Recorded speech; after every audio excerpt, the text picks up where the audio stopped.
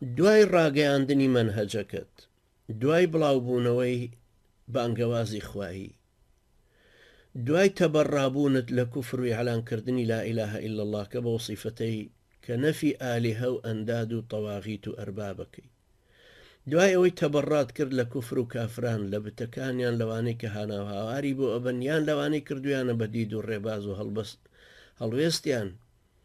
لەوەی کە تێڕوانین و پێناسەیانە بۆ گردون و ژیان و ئینسان کە پەیڕە و پرۆگرامی حیزبە، دوای ئەم تەبەڕابوونەت گۆشەگیر بووی، ئەجا هیجرەتت کرد ئەگەر مەئوات هەبوو، ئەگەر نەژبوو تو خۆتۆ هیجرەتی قیەمی جاهیلیەتەکەت کردووە، خۆت لە گوناح بە دوور گرتووە و خۆت پاڵفتە کردووە لە قیەمی جاهیلی. ئەجا قۆناغی چوارەم دێتە پێشەوە کە قۆناغی جیهادکردنە لە پێناوی خوای گەورێ. جیهاد بەرامبەر هەر کەسە کە بانگەوازی خوایی وەرنەگرتووە و گوێی ناداتێ، بەرامبەر ئەمانە ڕائگەیەندرێ. خوای گەورە فەرمێ فەقتولوا المشرکین حەیث وەجەدتموهم، یعنی لە هەر شوێنێک مشریکەکانتان بەردەست کەوت بیان کوژن. هەروەها خوای گەورە بە پێغەمبەرەکەی صلی الله عليه وسلم وەکو لە حەدیثی صحیحی موسلیمە هاتووە ژمارە 2865 کە لە عیاضی کوڕی حیماری مەجاشعیە و ڕیوایەت کراوە، ئەفەرمێ استخرجهم كما استخرجوك واغزوهم نغزك وأنفق فسننفق عليك وابعث جيشا نبعث 5 مثله وقاتل بمن أطاعك من عصاك. ئەوا فەرمێ بۆیە بە پێغەمبەرێتیەوە ناردوومیتە خۆشت تاقیکەمەوە ئینما بەعەثتوکە لئەبتەلیکە و ئەبتەلیە بیکە لە سەرەتای حەدیسەکەوە، و خەڵکەکەش بە تۆ تاقیەکەمەوە تا ئەگاتە ئەوەی کە ئەفەرمێ لە وڵات دەریان کە وەکو کە دەریان کردووی، جەنگیان دژ بەرپاکە کە ئەوان جەنگیان بەرامبەرت بەرپا کردو، ئێمەش لەگەڵ دەبین، سامان و ماڵ ببەخشە پێت دەبەخشین، سوپایەک بنێرە 5 سوپای وەکو ئەوت بۆ ئەنێرین، بەو کەسانەی جۆڕایەڵتن جەنگی ئەوانە بکە کە لێت یاخیە بن و سەرپێچی دەکەن. خۆ حەدیسەکە سەریح و واضحە، سەنەدیشی گومانی تیانی. لەبەرەوەیە کە پێغەمبەری خوا صلی الله عليه وسلم فەرموو إنما أمرت أن أقاتل الناس حتى يقيموا الصلاة ويؤتوا الزكاة ويشهدوا أن لا إله إلا الله وحده لا شريك له وأن محمدا عبده ورسوله فإذا فعلوا ذلك فقد اعتصموا وعصموا دماءهم وأموالهم إلا بحقها وحسابهم على الله عز وجل.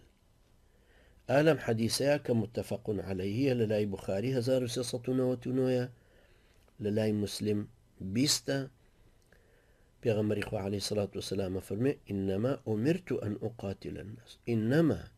بأداة حصر فەرمێ يعني ما أمرت إلا، فەرمانم وا پێدراوە کە جەنگی خەڵکی بکەم تا ئەو کاتێ شایەتمان دێنن کە ئەڵێن لا إله إلا الله محمد رسول الله، کە نوێژەکەن زەکاتە دەن، ئەگەر کردیان ئەوەی تر خوێن و سامانیانم لێ حرامە بێت، خۆیان حرامیەکەن بەم ئیشە مەگەر لەسەر ئەرچێک مافێک کە ئیسلام لەسەری فەرز کردوون و ئەوان تەبەڕای لێکەن یا نایکەن یا ملبا ئەدەن و یان نکوڵی لێک لێپرسینەوەشیان لای خوای گەورەیە. ئەم سیفەتەشی هی عەلەیهی سەڵات وەسەلامی پێغەمبەری خوا لەبەر ئەوەیە کە پەیامەکەی بۆ هەموو خەڵکیە، وەکو کە پێشتر لە ئاڵلقەکانی ڕابردووە باسمان کرد. خوای گەورە لە زمانی ئادەمەوە تا زمانی سەیدنا موسا عەلەیهی سەلام خۆی بە توانای خۆی و بە پێغەمبەرەکانی فەوتاندن و بە فەتارەتدانی کافرەکانی ئەگرتە دەست، بەڵام لە شەریعەتەکەی سەیدنا موسا عەلەیهی سەلام بەدواوە جیهادی لەسەر خەڵکە ئیماندارەکە فەرز کرد. ئەوەش دوای فەوتانی فرعون و بە سەلامەت دەرچوونی بەنو ئیسرائیلەکان بۆ وەکو خوای گەورە فەرمێ يا قوم ادخلوا الأرض المقدسة التي كتب الله لكم ولا ترتدوا على أدباركم فتنقلبوا خاسرين. قالوا يا موسى إن فيها قوما جبارين وإنا لن ندخلها حتى يخرجوا منها فإن يخرجوا منها فإنا داخلون. قال رجلان من الذين يخافون أنعم الله عليهم ادخلوا عليهم الباب فإذا دخلتموه فإنكم غالبون وعلى الله فتوكلوا إن كنتم مؤمنين. قالوا يا موسى إنا لن ندخلها أبدا ما داموا فيها فاذهب أنت وربك فقاتلا إنا هاهنا قاعدون. ئەمەی ئێستا خەڵکی خۆی بە مسلمان و عالم و دیندار و ئیسلامی سیاسی و ئیسلامی فکری و پێشەنگی ئیسلامەتی و خۆی بە هەموو شتێکەزانێ بە پێغەمبەری خوا فەرمێ اذهب أنت وربك فقاتلا الأمريكان والروس إنا هاهنا قاعدون. ئاەتەکانە فەرمێ کە لە سوورەی مائیدەیە فەرمووی هۆ خەڵکینە هۆ گەلی من هۆ خەڵکەکەمان مسلمانینە بچنە ئەو ناوچەیەوە کە خوای گەورە پیرۆزی کردو بۆتان دەوروبەری چێوی توور. مادام ئەو فەرمانی پێداون کە بچن دەبچن پەشیمان مەبنەوە و پشت هەڵمەکەن و هەڵمەیەن ڕامەکەن خوای پەروەردگار وەلتانایە دوایی زەرەر مەنەبن. هاواریان کردوتیان هۆ موسا آخر خەڵکانێکی تایە کە خاوەن هێز و زەبر و زەنگن ئێمەش بڕیارمان داوە کە هەتایە مادام ئەوانەی لێبێ تا ئەوان نەڕۆنە دەرەوە ناچینە ناوی بڕیارمان داوە کە ئەوان شاریان جێهێشت ئێمەشە چینە ناوی ئەگەر وانە بێ ناچین. دوو پیاو لەوانەی کە ترسی سزای خوایان لە دڵا بوو کە خوای گەورە نیعمەتی ئیمانی پێدابوون و بەخوای گەورەوە پەیوەست بوون و باوەڕ و یەقینیان بەخوای گەورە هەبوو وتیان ئێوە بڕۆن بگەنە دەروازەی شارەکە چوونە ژوورەوەکەتان زۆر ئاسانە بێ هەر ئێوە زاڵە بن دڵنیا بن دەبڕۆن ئەگەر ڕاستەکەن و خۆتان بە ئیماندارەزانن پشت بەخوا ببەستن دەبجوڵێن. دیسان هاواریان لێ هەستایەوە بێ ئەدەبانەتر لەوسا وتیان هۆ موسا ئێمە بڕیارمان داوە کە هەتایە ناچینە ناوی مادام ئەوانەی لێبێ دەبڕۆ تۆ خۆت و خواکەت بجنگن و ئێمە لێرە دانیشتوین چاوەڕێی سەرکەوت نەکاکەیت ئەگەر سەرکەوتن ئێوە تۆ خواکەت سەرکەوتن نەعوذ بالله ئەو خەڵکەتان کردە دەرەوە شار کەسی لێ نەما فیشە چێبتەقێنێ ئەوە ئێمەش سەربەرزانە دێین و پەرلەمان و وەزارەتەکانتان بۆ گرین و ئیدارەی وڵاتەکەتان بۆ بین بەڕێ. دیارە ئەو دوو پیاوان کە خواناسی چاک بوون تەوەکولیان بەخوای گەورە بوو دڵیان بە وعدی خوای پەروەردگارەوە پەیوەست بوو هزر و هۆش و ژیریان یەقینی تیا سەلما بوو ڕەفتاریان بەڕاستی لەگەڵ مەلەکوتی خوای پەروەردگارە کرد مەلەکوت بەم سیفەتێکەوە مڵکی خوای پەروەردگار و چۆنێتی ئیدارە بردننی بەڕێوە نەک ئەو مەلەکوتێک کە شیعە و سۆفی باسیەکەن ئەمانە چونکە خوای گەورە وەسفیانەکە کە نیعمەتی خۆی پێبەخشی بوون ئەم دوو پیاوە بەڕێزە ئەیانزانی کە خوای گەورە ئەم نیعمەتە گەورەی خۆی کە ئیمانە پێی بەخشیون چونکە خوای گەورە فەرمێ فەئەصبەحتم بنیعمەتی ئیخوانە یعنی ئێوە بوون بەبرا بە نیعمەتی ئیمانەکە و دینداری. ئەم دوو کەسە خواناسە کە بە خەمەوە بوون هاواریان لە خەڵکەکەی بەنو ئیسرائیلە کرد و هانیانەدان کە